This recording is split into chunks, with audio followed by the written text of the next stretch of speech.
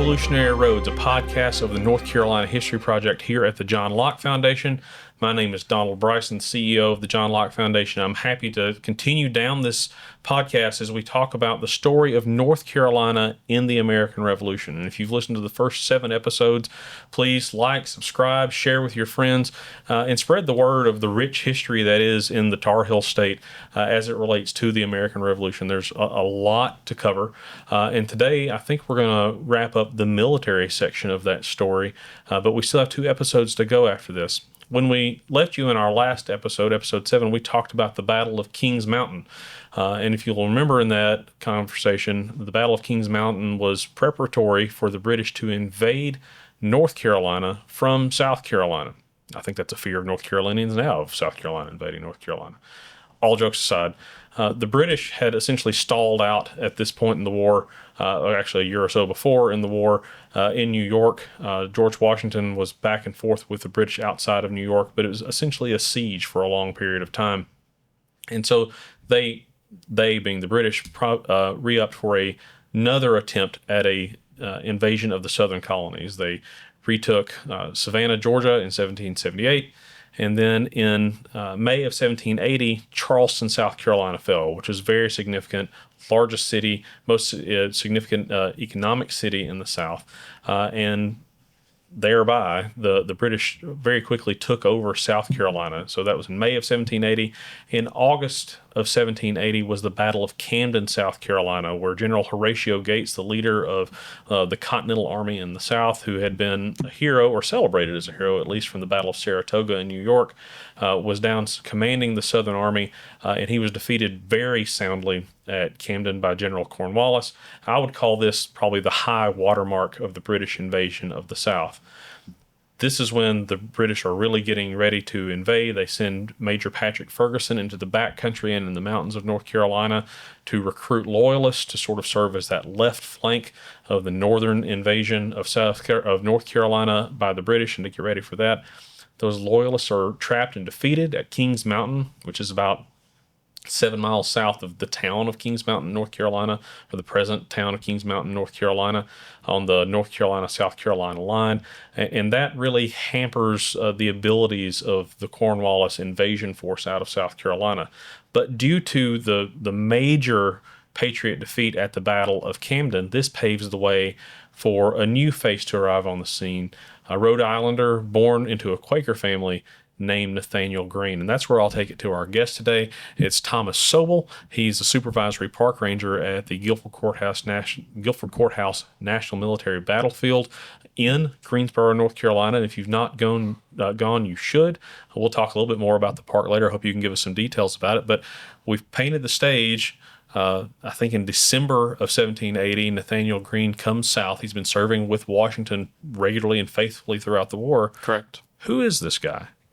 Yes, Nathanael Greene, the fighting Quaker, as you mentioned, is from Rhode Island. He rises through the ranks. He enlists as a private in the Rhode Island militia and quickly is told, you need to be a much higher rank than a private. He goes from private to major general in the Continental Army within a matter of months. To be clear, not typical. Not typical, no. Nathanael Greene, as you said, follows George Washington through the war. Nathanael Greene is a battlefield commander in early stages around the campaign when the British take New York and the Continental Armies retreat through New Jersey. Nathanael Greene, later on in the war, has a command that he says nobody ever gets famous for serving as quartermaster general. Right. He's right in that he has that very difficult task of keeping the army supplied. Mm-hmm. He takes that position at a particularly difficult moment in the Revolutionary War during the winter encampment of Valley Forge. And let's talk about why, if you don't mind, just for Sure. a second. That job's hard anyway for an army with, in a regular nation, right, today. Yes. But he was a quartermaster for an army that was fighting for a Congress that itself had no money. Right, correct. So he's scrounging for every bit of supplies. Yes. My first position with the National Park Service was actually at Morristown National Historical Park, Okay. a later winter encampment. He's still Quartermaster General, and you read accounts of the scarcity of food. The Continental Army is, in effect, one of the largest cities in the infant nation. A moving city. A moving city, yes. That's why when they build a log hut city at Valley Forge, later at Morristown, a couple of years later, that becomes the new 5th biggest town in the country. And to feed that many men, you have to bring food from very far. So particularly just the most boring accounts are fascinating for historians. Imagining so many head of cattle being marched all the way from Connecticut to New Jersey in what's the coldest winter on record. Right. And by the time the cattle arrive, they're lean, and it's hardly worth butchering them. Oh, So these are the difficulties that you're facing as a commissary general, a quartermaster general. that's rough. So why Nathanael Greene? Why is he picked to replace Horatio Gates? General Washington always said that if he were to fall, he would have wanted Nathanael Greene to take over from him. So, in effect, whatever is the most difficult job, the most important job at the moment, that becomes Nathanael Greene's next job. He's the fixer. He's the fixer, yes. So he arrives in December 1780 in North Carolina. And when he arrives in Charlotte, he starts to suspect that, and this is a direct quote from the Greene papers, that the virtue of the people is not equal to the sacrifices necessary to be made.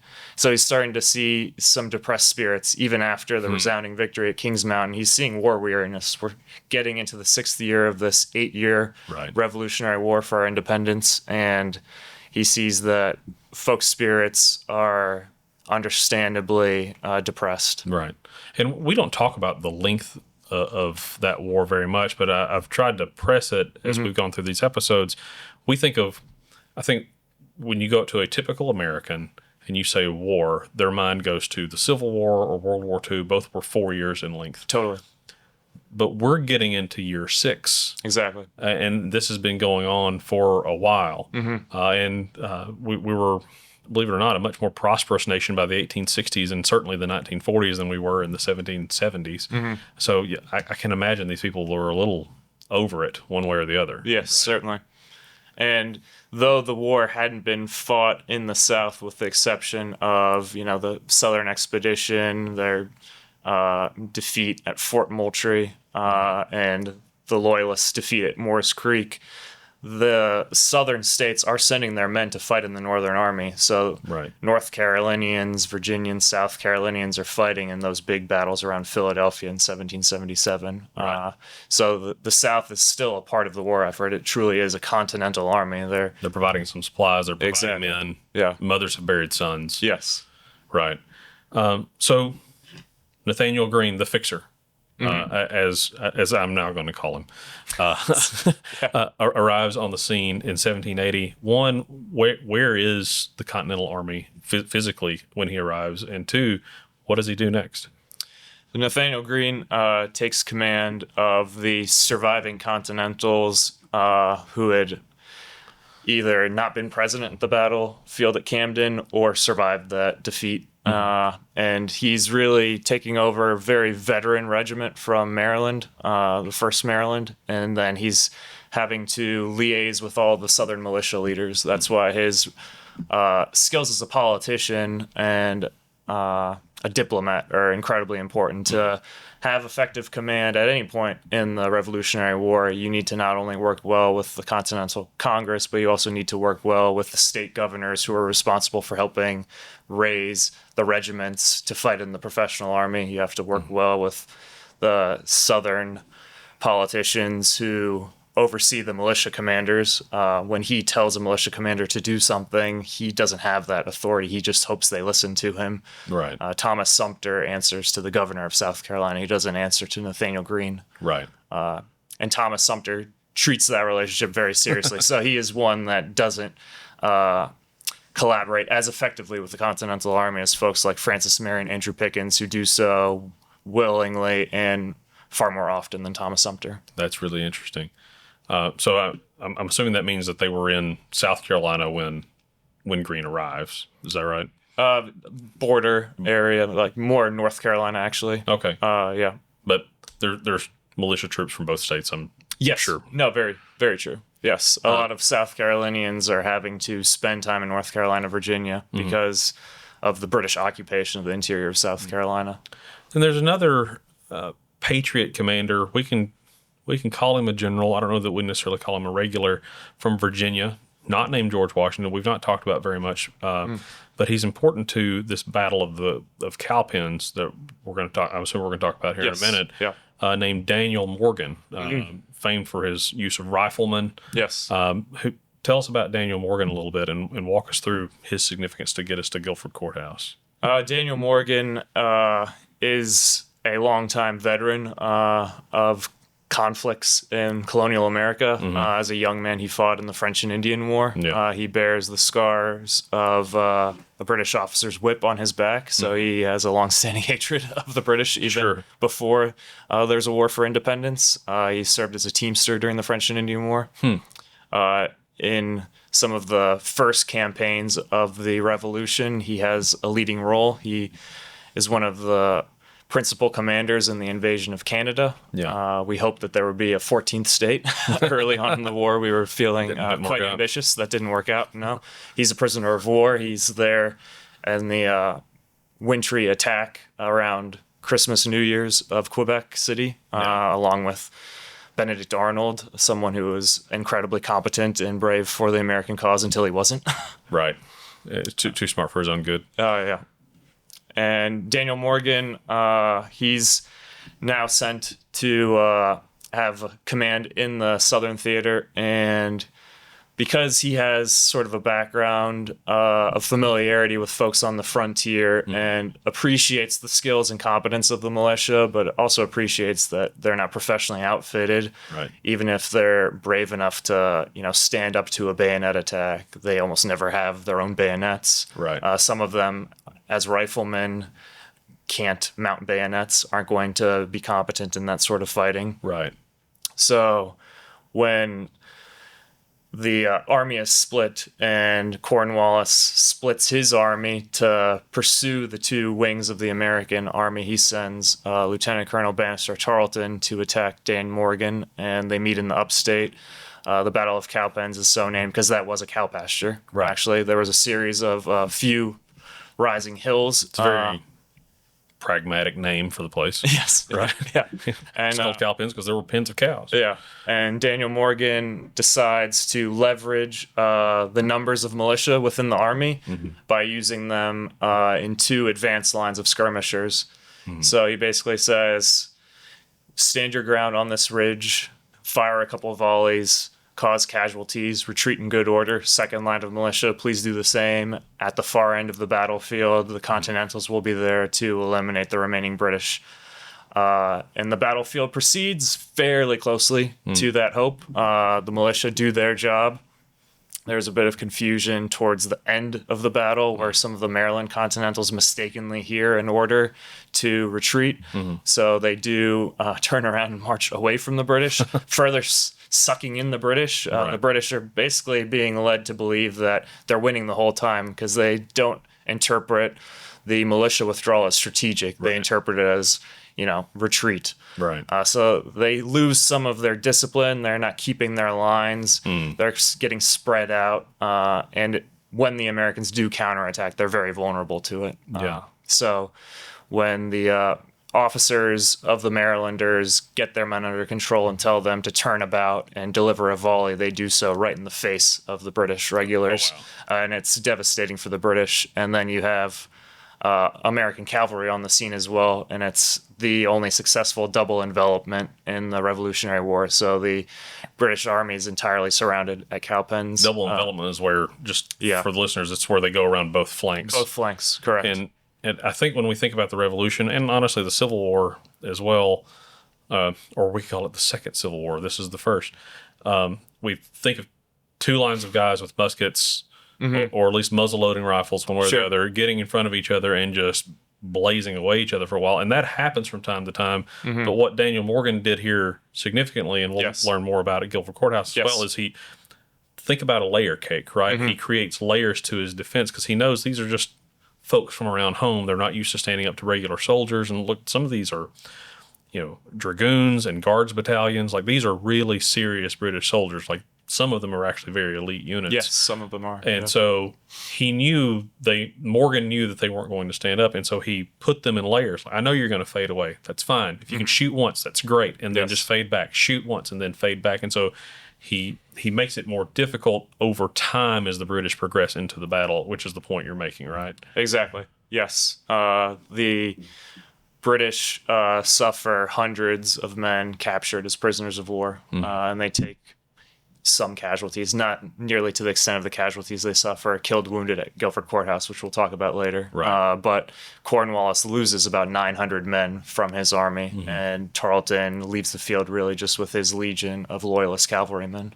So Cornwallis has invaded South Carolina, took Charleston very handily, 5,000 Yes, biggest defeat of the Revolution for the Americans. are taken prisoner. Yes.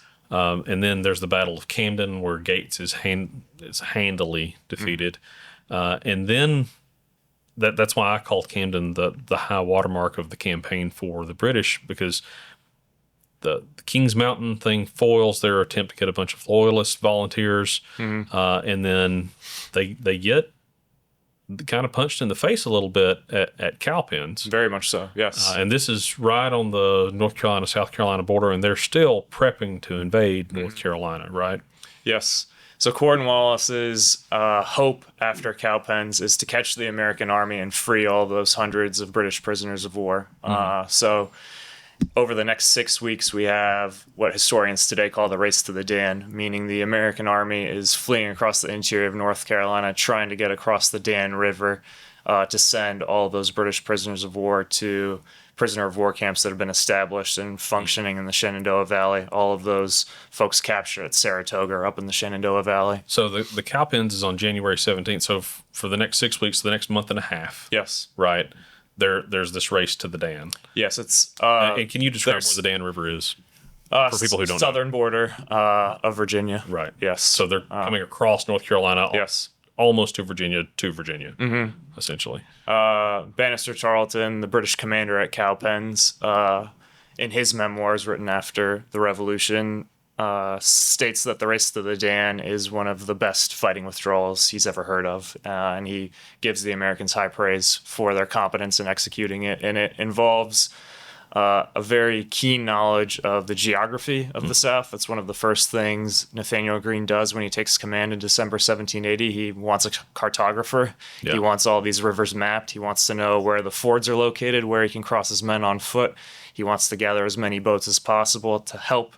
He wants all of the boats on the far side of the river. When the British get to these rivers, he wants the American army to have already crossed. So you do see skirmishes during the Race to the Dan, and it's when, fortunately, the Americans have all crossed to the far side of the river, on the northern side of the river, and they will contest the early British stages of fording the river, and the British will take some casualties at those river crossings. Yeah. And so they make it across, they being the Americans, make it across the Dan. all of those North Carolina rivers, and then finally the Dan River. Yeah. And then when the moment's right, Nathanael Greene recrosses the Dan River, marches his army in the vicinity of Guilford Courthouse, the county seat of Guilford County, which has only been around since 1771, Right. a result of the Regulators' Rebellion, Right. an effort to create more local governance, more Right. representation for the state legislature. Yeah. So listeners have heard me say this, but this is a fun time in North Carolina history because you find all the names that are named for things today. Yes. And so you're talking about Guilford Courthouse in Guilford County, but Guilford Courthouse is no longer named Guilford Courthouse. It is now named Greensboro. Correct. Yes. I can't imagine where that name comes from, right? Exactly. Nathanael Greene, Yeah, but yeah. there's Greenville, there's Greensboro, there's Greenville, Georgia, there's Greenville, South Carolina, there's Greenville, Tennessee. There are counties all over the nation named Greene, most of them after Nathanael Greene. Yes. And so now we have Greene has in March of 1781, and just to signpost for everybody, you've heard of the Battle and Siege of Yorktown, where Cornwallis inevitably surrenders. We win the Revolution. Spoiler alert. Yes. But the Battle of Yorktown happens in October of 1781. Correct. So we're getting in in the short rows of the war. Yeah. So Greene recrosses the Dan and comes back into Guilford County to modern day Greensboro. Mm-hmm. Talk to us about the land and how he used the land in preparation for this battle, because Cornwallis is hunting him this whole time.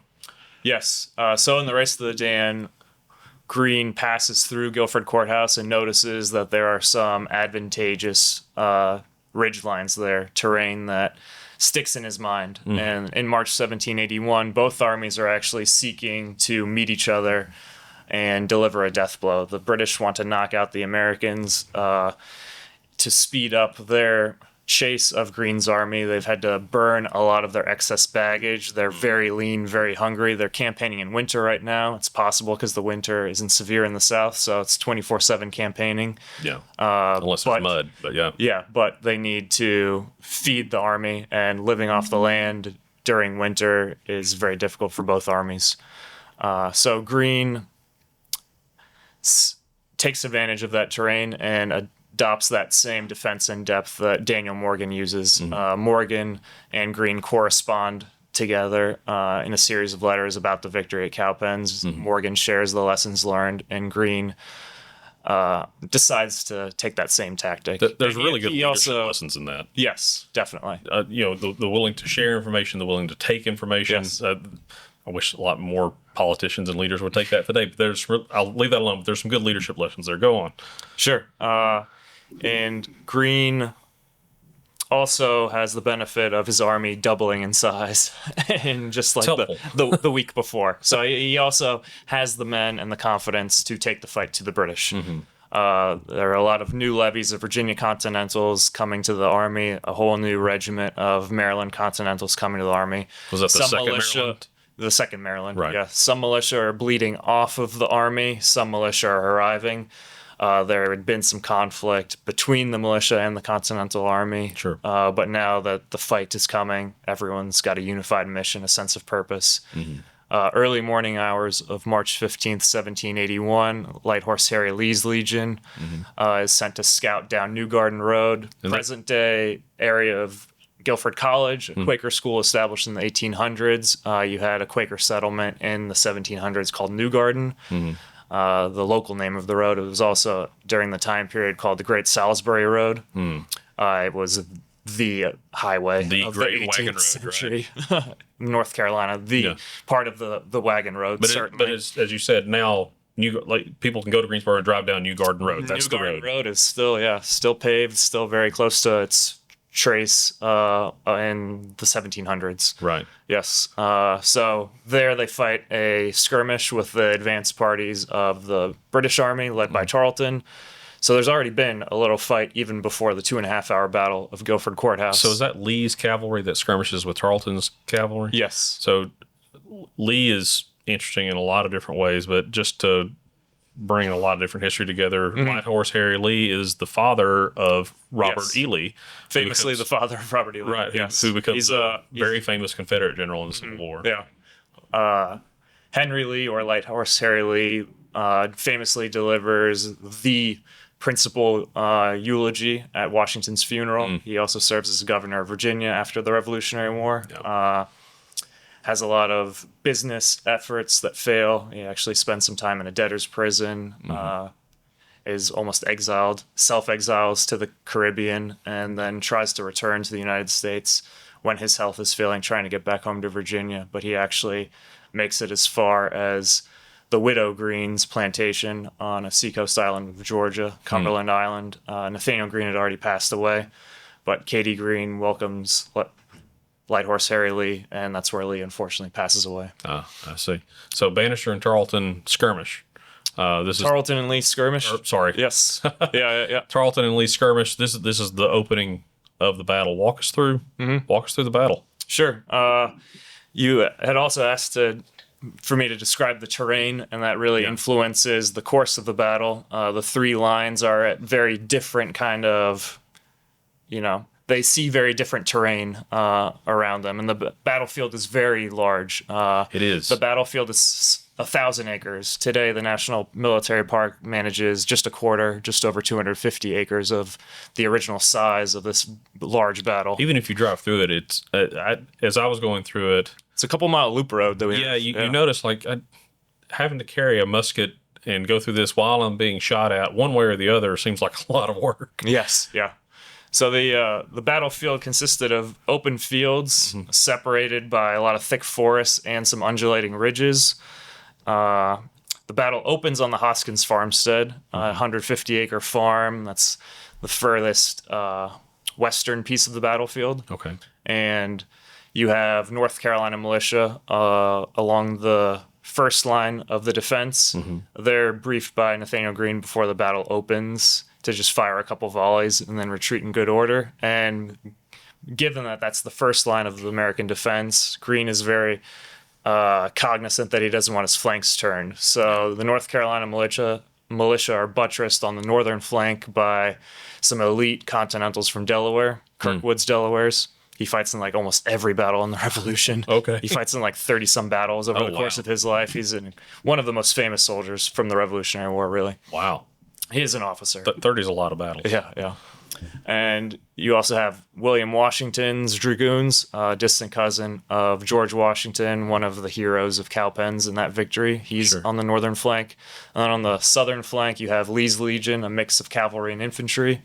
And you also have William Campbell in charge of a lot of riflemen, some of his Virginians, and a lot of North Carolina riflemen. Okay. And William Campbell is one of those heroes of the Battle of Kings Mountain, one of those men who would be a lot more famous, but he actually passes away in 1781 during the Yorktown campaign. Interesting. Just of disease.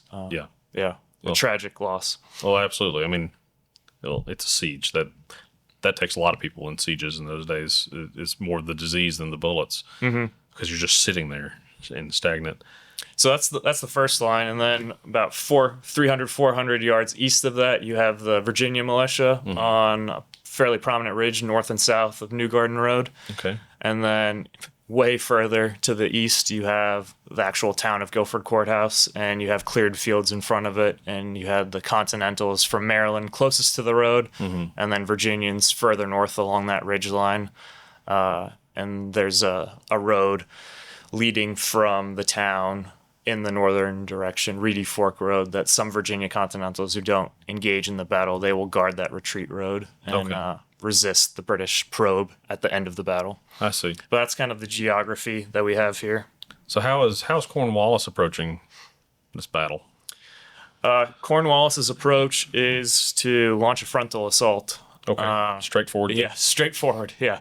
When Cornwallis or when a British commander like Clinton has better intelligence, better idea of the terrain, they successfully launch flanking attacks in huge battles like Long Island and Brandywine. It's not that the British, want to lose men unnecessarily in frontal assaults. They just, in the lead up to Guilford Courthouse, they don't know how many Americans are on the battlefield. They don't know where they are on the battlefield. When they're starting the battle, all they see is the North Carolina militia in front of them, and they see the middle of the North Carolina line break and run after shooting one volley. They think maybe this is another Camden. They're pretty confident. Yeah. They're going to push forward.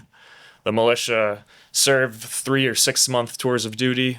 Some militia have never been in a big battle like this. Some militia may have seen the defeat at Camden, but for the most part, your militia tour of duty is a local duty against your Tory neighbors and fighting in that civil war that you mentioned. Right. It's pretty atypical for a Southern militiaman to fight in this big kind of battle against the professional British regulars. Yeah, I mean, this is probably the only set piece battle of the American Revolution in North Carolina, and it's not really set pieces. Well, it's set piece on. It's set piece in 3 stages. In 3 stages, yeah. For the British, it's a 2.5 hour battle. Right. Yeah. They fight all 2.5 hours. And some Americans, like the ones on the north and south flanks, those more experienced militiamen, the Continentals with them, they fight throughout the battle. But for the middle of the North Carolina line, they shoot once when the British are within musket range, and then they run home. And they effectively desert. So they are then enlisted into the North Carolina line and fight in the regular army and fight with very great bravery and competence in later battles in South Carolina. And that's one thing you have to read into some of the weird statistics of this battle, and we'll get through it. But Right. I think the the accounting of missing and wounded and all that were taken the day after the battle, right? So March 16th. And so you have a large number of missing, but it turns out most of them are just North Carolina militia who just went home. Exactly. Okay, battle's over. Right. We're out. Yeah. See ya. Right. But they weren't dead or missing or captured. They just left. Yes, exactly. Yeah. I mentioned Greene's army had doubled in advance of this, and that the British don't know how many Americans are on the battlefield. Mm-hmm. You have 1,900 British soldiers fighting in the battle. They have a couple hundred who aren't in the battle, who are, guarding the baggage. They're in reserve. Right. Then on the American side, you have 4,400 American troops. Cornwallis goes into the battle thinking that there are as many as 7,000 American soldiers on the battlefield. Which would have been really substantial. Really substantial, yeah. He still had the confidence to take the fight to the Americans, and he really has no other choice. He's sick of chasing them. He can't keep doing that. He wants to just fight a stand-up battle and hope that another Camden happens. Yeah. And the Americans hope another Cowpens happens. Right. Yeah. Right. And speaking of that, so we've got Greene who's set up in 3 layers, similar to what Morgan did at Cowpens. The first layer has met, and then the British sort of just keep going. Right. Right. Yeah. So Greene's overall goal of the defense in depth, causing British casualties, causing British confusion, is incredibly successful, even if some of them only fired once. You have some British units marching in an entirely wrong direction. There develops a fight within a fight. That's how historians describe it today. That southern flank is where you're going to have Light Horse Harry Lee's Legion going off with William Campbell as riflemen. One British Guards battalion is going to follow them, and also the Hessian regiment that's fighting in the battle is going to go off in that direction. And they'll actually kind of the Hessians blunder into the southern end of the second line of Virginia militia. And some of those Virginia militia will see blue-coated soldiers marching, and with their ignorance of, Hessian uniform colors, they will assume those are friendlies, those are Continentals. Sure. They don't know that the Continentals are all supposed to be at the courthouse. So that if a battle can have a funny moment, there is, a sadly comic moment when the Virginia militia greet them as friendlies and shout, "Liberty, liberty, liberty." Oh. The Hessians aren't shouting "hey" in return. They march towards them and fire at them, and a seesaw battle develops between the Virginia militia and the Hessians. But there's a case of mistaken identity there. Sure. Wow. So I had always had it in my head, for whatever reason, that Hessians had white or green type uniforms, but these wore blue. There are Hessian Jaegers, they're riflemen who are wearing green coats, and they're in the battle as well. They're just more in the center. Right. And then you have Light Horse Harry Lee's Legion. They actually wear green coats as well. So there's a lot of confusion. This gets really confusing. Different units have some different colored uniforms, but largely red coats are red coats. Continentals wear blue coats with different facings, different color facings to denote where in the country they're from. So the Virginians and the Marylanders, all of the Continentals really at the battlefield are red facings. The Delaware guys have yellow trim on their hats, but also red facing coats. Interesting. I've learned something. All right. Well, I've learned a lot of things, but I definitely didn't know that.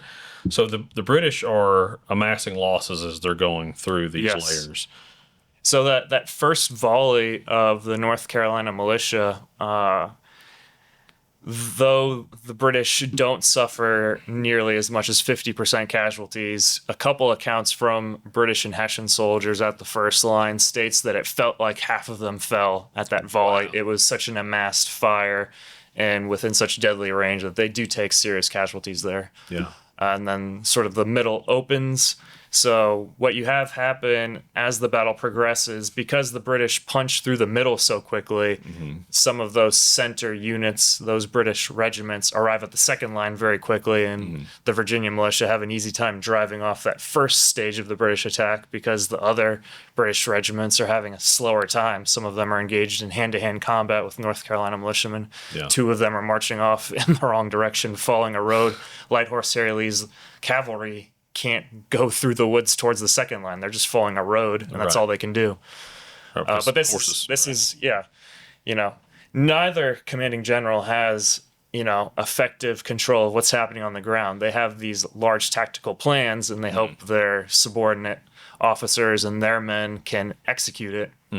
But there's a lot of initiative at a unit level or even at an individual level during the Revolutionary War. Like you said, battles aren't usually fought in an open field with two robotic armies just dueling it out until one wins with a bayonet charge. Right. The 18th century warfare is more complicated than that. Men have more initiative than that. And sometimes the terrain just makes that an impossibility. Right. It also happens faster, I think, than people realize. I know the Battle of Kings Mountain happened, the estimates are between 45 to 60 minutes. That's very fast. Yes. This battle's, I think you said 2.5 hours. So for a stand-up fight, it's much longer than most Revolutionary War battles. Yeah. The only really long battles are sieges, like the Siege of Yorktown, Siege of Charleston. Yeah. These are multi-day, sometimes multi-week affairs. Yeah. And I think our definition of battle changes over time. If you follow American military history, I mean, we talked about how fast Kings Mountain was, how fast the Battle of Bunker Hill or Breed's Hill, however you want to call it, Sure. happens very quickly.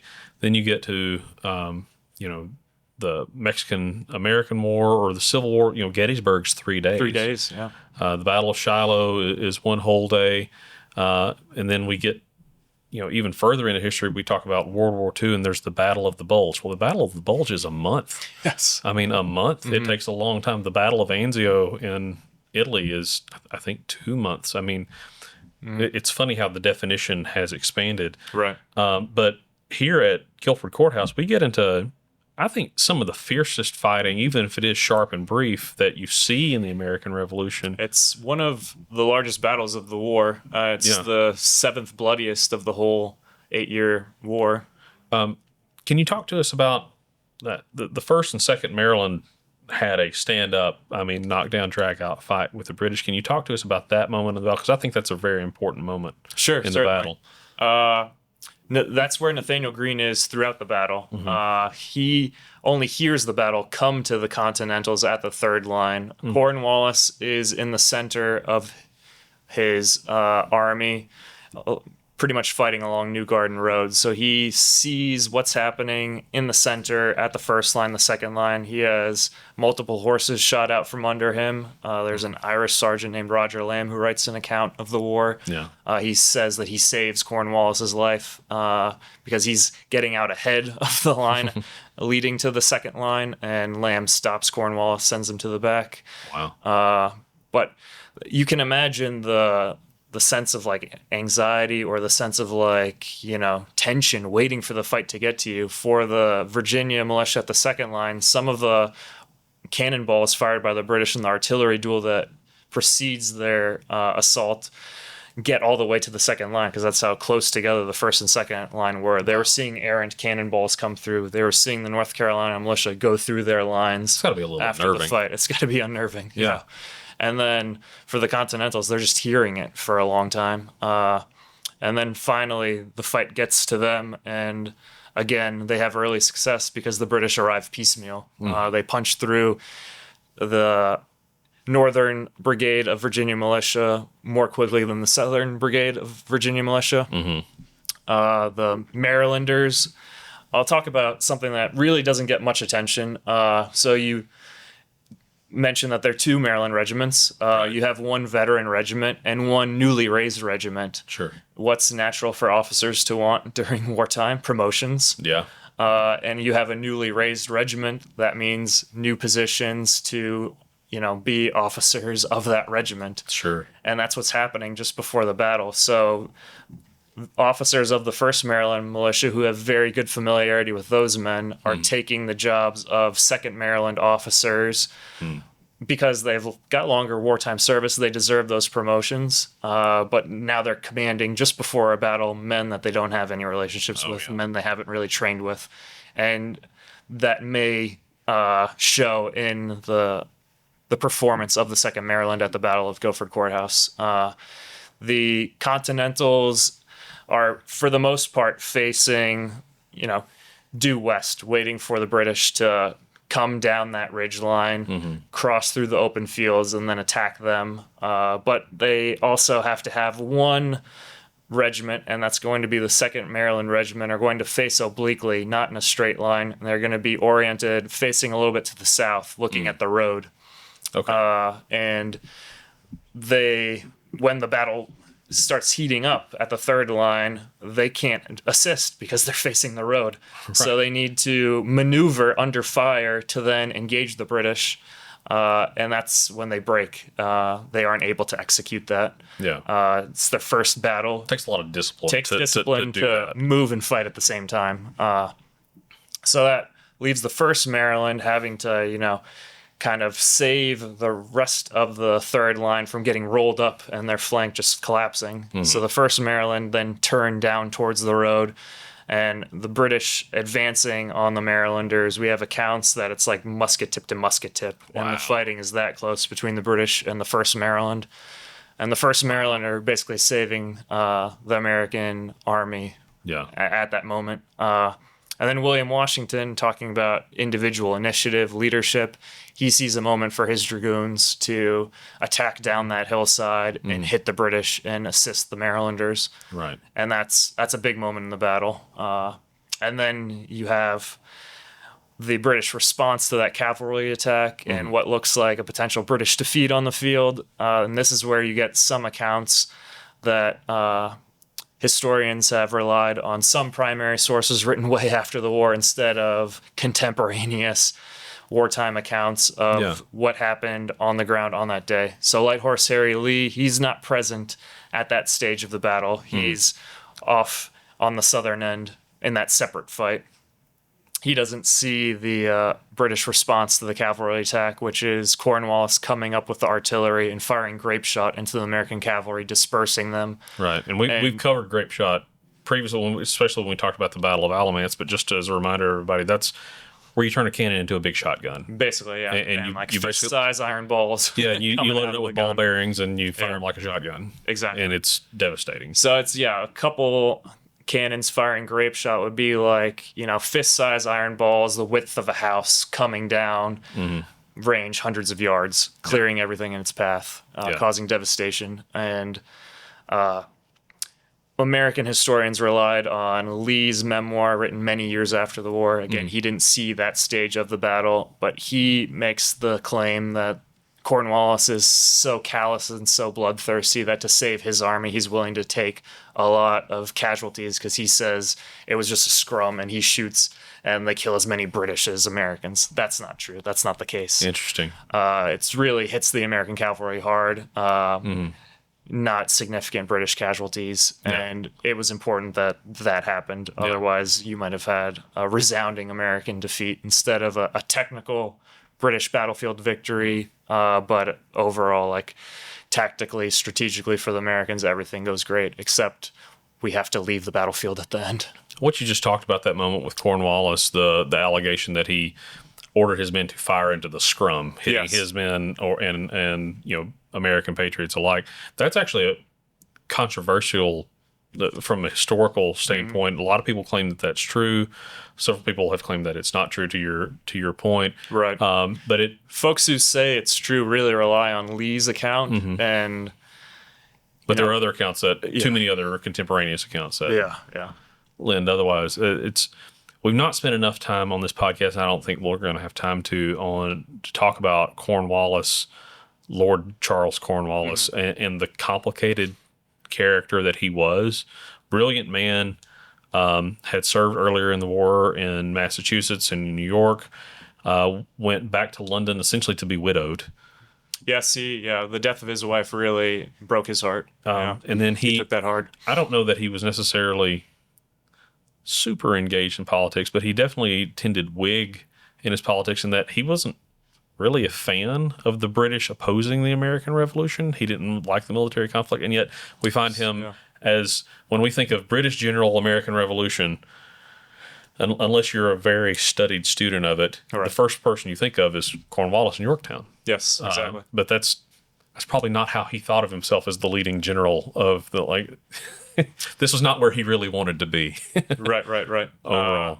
Cornwallis is a theater commander, so given the the long communication delay between him and the commander-in-chief, Henry Clinton, in New York, he has a lot of decision-making and is able to take a lot of initiative. And you see that in the biggest sense in his decision-making after Guilford Courthouse on what to do and how angry Henry Clinton is as a result. So I'm curious about this part. So we've come basically to the end of the battle. Sharp fight, very bloody. Yes. Especially compared to other battles in the American Revolution. And then if you go and watch the film at the National Battlefield, which everybody should visit this battlefield.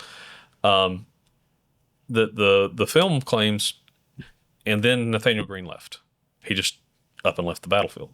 When it seems like he's given the British a pretty good whipping. Talk to us about what Greene does here. Right. So the British take the battlefield at an extremely high cost. They suffer 28% casualties. That's 500 out of 1,900 men. That's an astronomical number. Yeah, killed and wounded. Yeah. Americans, on the other hand, only take 6% casualties, killed, wounded. It only inflates to a number that seems bad when, like you say, you account for missing, which is really mostly just North Carolina militiamen heading home. The British suffered 93 killed, 413 wounded, 26 missing, and their officer corps, like almost no officer under Cornwallis escapes unwounded, unscathed, and some important officers do lose their lives, either killed outright or mortally wounded. And that's a whole other loss of leadership beyond just the human toll. Yeah. Right. Brigadier General Charles O'Hara, who famously who famously offered the British surrender at Yorktown because Cornwallis feigned illness and just was too ashamed to go there.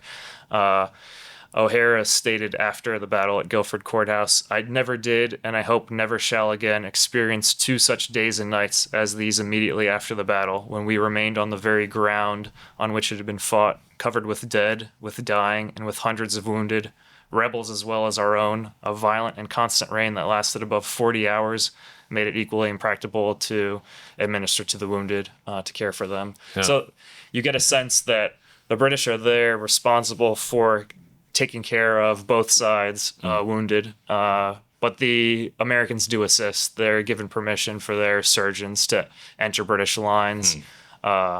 You have basically within an 8-mile radius, every structure, every home is being turned into a field hospital. Yeah. The Quakers at New Garden particularly lend a lot of help to the wounded of both sides.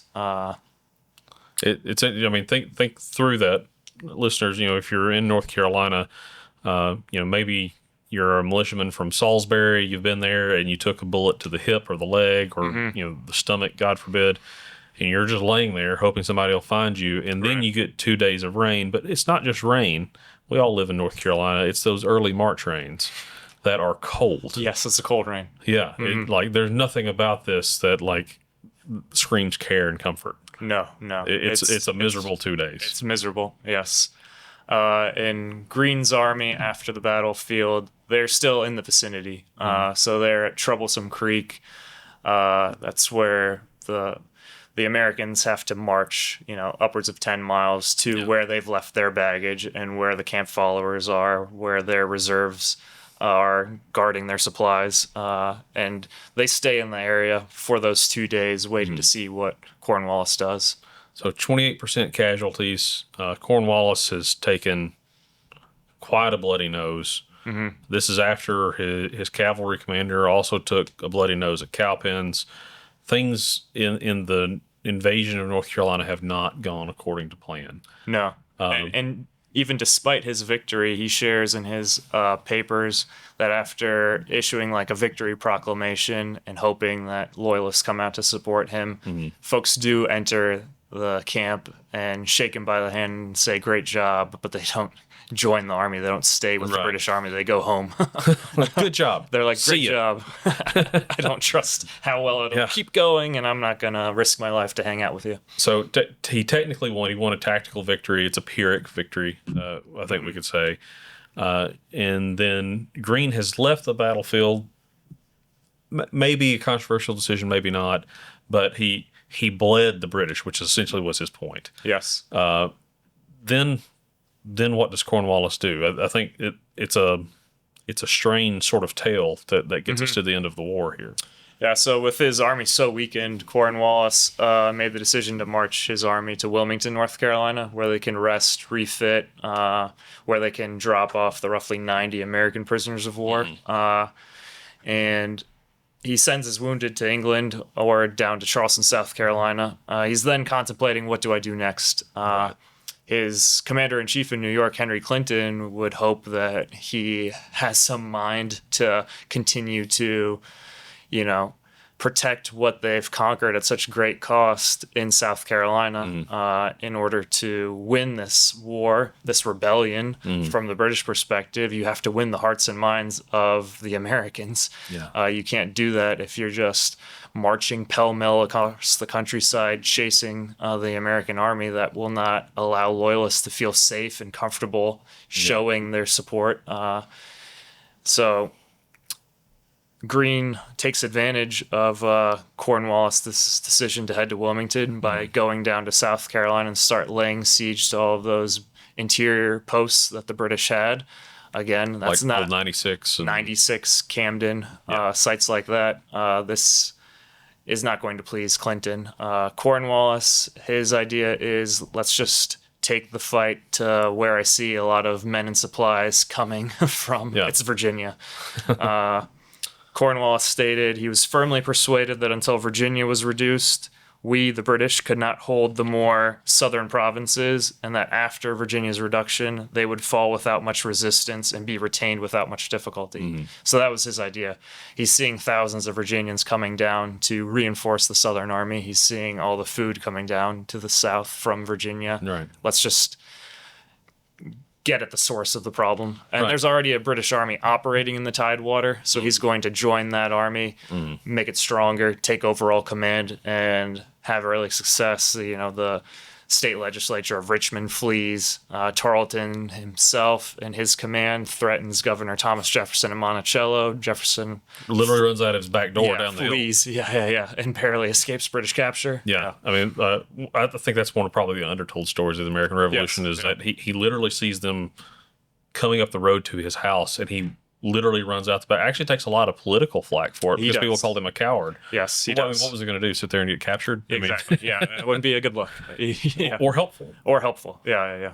But I was brave and got captured. Okay. Well, no, no one's help. You want your political leadership to be intact. That's right. Yeah.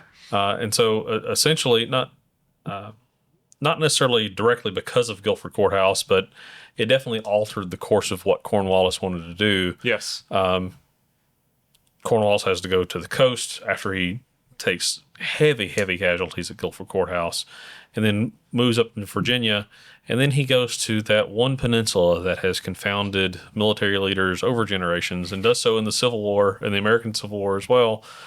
He goes onto that peninsula where Yorktown and Williamsburg are, Fortress Monroe. Yes. All of these places that there's a lot of history in this one small little bit of space. Definitely. And he gets bottled up. Yes.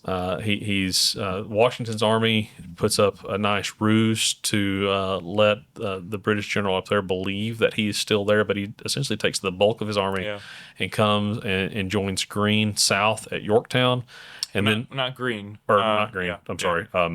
Lafayette and Anthony Wayne are the Continental Army commanders in Virginia fighting. I lost it, but yes. Yeah, fighting. That's right.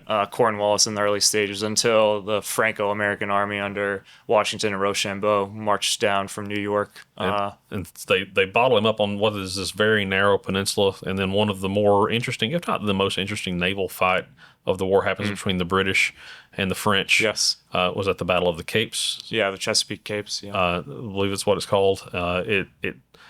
It's not necessarily a French victory so much as it's a French scaring the British off, and they give Cornwallis really no choice. He's got no way to be resupplied or reinforced. Right. He can't fight out of the peninsula, and so he ends up surrendering to or his army. Yes. More specifically, ends up surrendering to George Washington on October 19th, 1781. Doesn't quite fully end. There are a couple of smaller battles that happen after that, but that is essentially the end of the war. Effectively ends the war. And for the purposes of, school children. Yeah. Yeah. The war's Right. done. For graduate students in history, it's more complicated. Yeah. Because it is a global war at that point, and Sure. you have these other belligerent nations, France, Spain, the Netherlands, who are still fighting Yeah. the British Empire across the world. But for the Americans, it's really just keeping an eye on those British occupied cities of, Charleston, New York, and resisting their attempts to come into the countryside, steal our food, forage. So there are some minor battles. And in one of those minor battles in 1782, we lose one of Washington's former aides de camp, John Laurens, the son of a former president of the Continental Congress, a friend to Hamilton, Lafayette. Yeah. One of those small battles that actually happens after Yorktown is the Battle of Beaufort, North Carolina. And there's an interesting history there. I know we've written about it at the North Carolina History Project.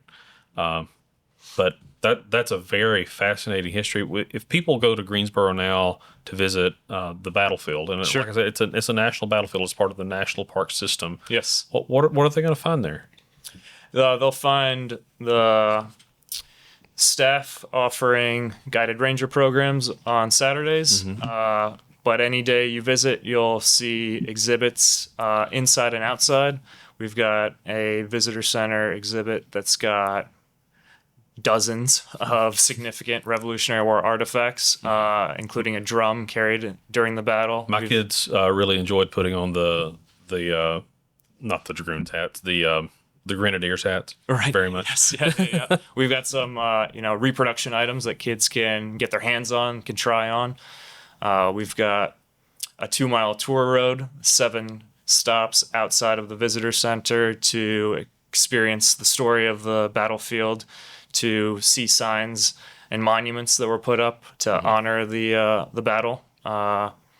We've got self-guided audio tours available through the National Park Service app for folks to do a deeper dive beyond just the story from the park film or from the museum exhibits inside the visitor center. So you can, drive the whole tour road or walk the whole battlefield and get a ranger Yeah. on your phone letting you know what happened. Yeah.